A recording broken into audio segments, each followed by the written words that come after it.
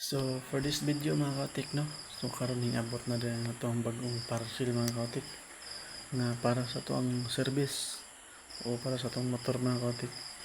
O kini si mga kaotik, mao na siya ang shock para sa likod mga kaotik, no. So mao na siya bago, so legit siya mga kaotik. O nindot pa ang atong pag-unboxing, no, kay dili yun yupi ang maong karton o legit yun ang atong giorderan sa tag-iyan.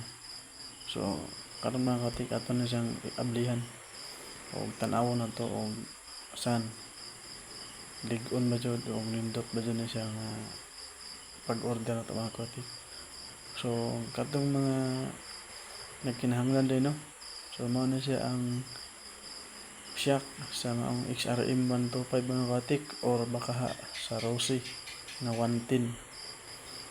So mao na siya mga kaotik. So naka-tie concept din siya mga kaotik nga shock sa likod.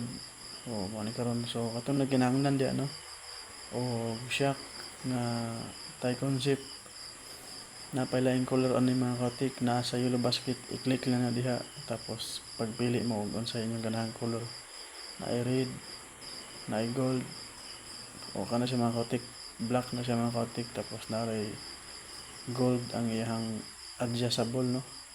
So adjustable din siya mga kaotik na siya.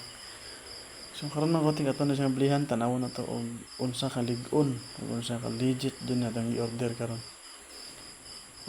So pasensya din mo sa atong pag-video mga kaotik nyo, kay medyo luhag kayo kay lagi way mohawid sa atong camera. So mo ni nga kita lang ang nagunit.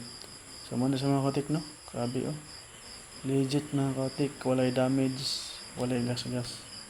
So katong nagkinahanglan, no, og shock para sa XRM 125 o Rossi baka nga 110. So kini, so katong mag-ilis diha, angay ni para ninyo mga kaotik. So mao na siya, legit mga kaotik, o i-recommenda ko na ninyo kay klaro na daan o safety ang pag-abot sa inyong item, no, o walay gas-gas, dili damage ang pag-abot. So solid ang inyong gibayad. So karon ato din ning i-flex aron makita ninyo kung sa ka-view.